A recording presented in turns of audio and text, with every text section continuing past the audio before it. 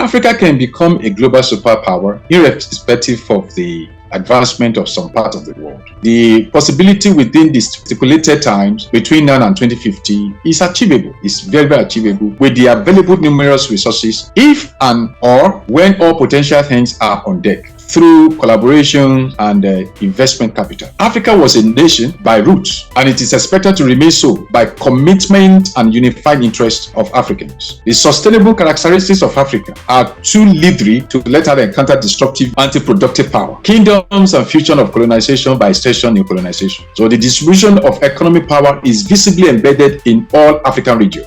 I don't know how much you know Africa, but I'm telling you today that, interestingly, the spread and advancement of the world started from Africa. And again, by the human, mechanical, and scientific capital of Africa, the world is sustained. So Africa should not be caged in any way, should not be caged with suggested ancient structure by strangers and selfish interests of invaders, where some fat bones, I call it fat bones of Africa, were manipulated and captured in exchange of peanuts and stomach infrastructure of the then leaders or fathers who by trust were deceived. So I want to say the rebirth of Africa as one nation is legitimately important to be addressed as a capital tool to reposition and gain back stolen economic vehicles and channels of independent authority on every single resources material for Africa's championship. I'm so keen to this. I'm very intentional about this. Africa is rich, Rowan. Africa is rich with all the thoughts, ideas, institutions, arable lands, etc., from one dispensation to another, and it is fundamental concern to fix separate borders, travel restrictions. This is what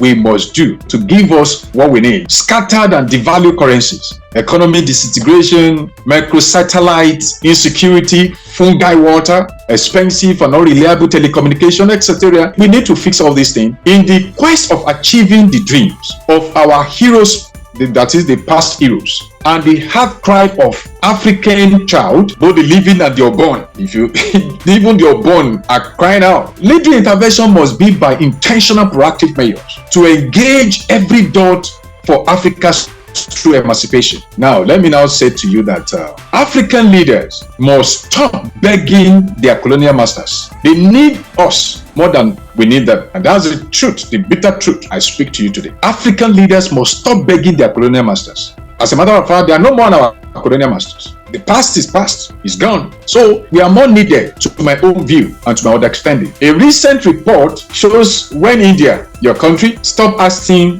IMF for loans. That was in 1991. And since then, the story of India has never been the same. Am I right?